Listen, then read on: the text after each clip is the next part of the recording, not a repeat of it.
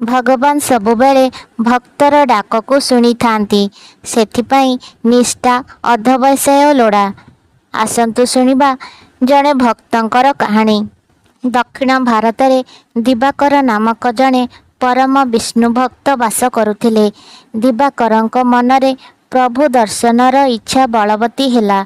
ईश्वर को देखिबा पाई से जंगल को जाई कठोर तपस्या कले। जो कुटीर रही से तपस्यारत थिले ता सम्मुखरे एक यज्ञकुंड थिला। दिने जंगल रे काठ संग्रह करुथिबा समय रे आघात पाई मूर्छित अवस्था दीर्घ समय पड़ी रहिले। जेतेबेले चेता फेरिला से अनुभव कले सते जेपरी केही तांको मुंड को आउंसी तळु उठाई देउछि। आखि खोली से काहारी को देखिबाकू पाइले नहीं। बारंबार तांको मनरे प्रश्न उठुथाए, मोर मुंड को किए आउंसी देउथिले। 2 दिन अतिबाहित होईगला। तृतीय दिन मध्य रात्रि रे हठात मूषल धारारे वर्षा आरंभ होईगला। वर्षारे सेही कुटीर रे सबकिछि ओदा होईगला। सुखिला समिध बिना यज्ञ बा किपरि हेब। दिवाकर चिंतित होई पड़िले। यह भाबुथिबा बेले हठात से अनुभव कले द्वारा देशरे केही किछि पकाइबा शब्द। जाग्रत थिबा दिवाकर तत्क्षणात द्वार खोलिथिले मध्य अंधारारे काहाकू देखि पारिले नहीं। केही नजर न आसिबारु द्वार बंद करिबा समय रे नजर रे पड़िला पिंढारे किछि रखा जाइछि। पाखकू जाई देखिले सुखिला काठ बिड़ा। दिवाकर आनंदित होईगले। यज्ञ कुंडर अग्नि प्रज्वलन पाई यह पर्याप्त थिला। अग्नि प्रज्वलन करी से नाम यज्ञ आरंभ कले। मने मने से निश्चिंत होईगले जे भगवान विष्णु ही तांको सहायता करिछंती। दिन सारा से ध्यानमग्न रहिले। सेही समय रे एक अस्वाभाविक शब्द शुणिबाकू पाइले। से चारिआडू अनाइले। चतुर्पार्श्वरे सबु ठीक ठाक थिला। कुटीर भितरे पशी से लक्ष्य कले वर्षारे भिजी जाइथिबा समस्त उपकरण सुखिला रहिछि।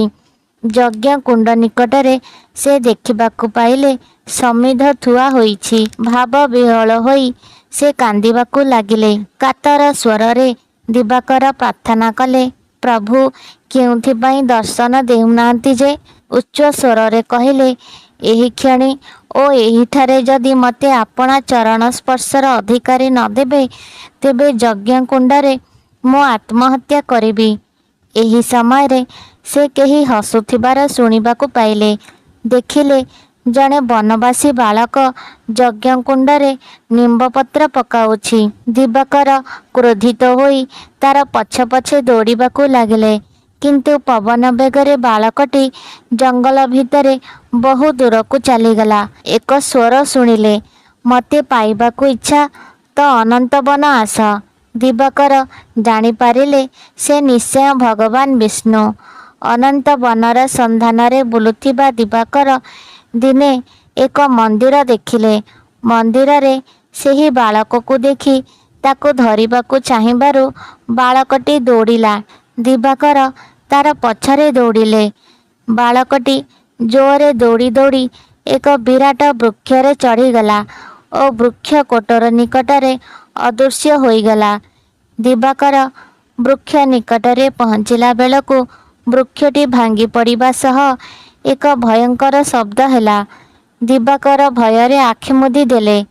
पर क्षणरे आखि खोली सम्मुखरे नारायणଙ୍କ कमनीय रूप देखिले। तांकर मनर अफसोस मेंटिगला। भगवान विष्णुଙ୍କ पाद तले लोटी पड़िले। भगवान सबुबेले भक्तर डाककू कान डेरी शुणी थांती। किंतु विडंबनार विषय यह है जे ए निमंते जो निष्ठा अध्यवसाय लोड़ा ताहा अधिकांशंकर नथाए। वीडियोटी को शेष पर्यंत देखिथिबारु आपण मानंकु बहुत बहुत धन्यवाद।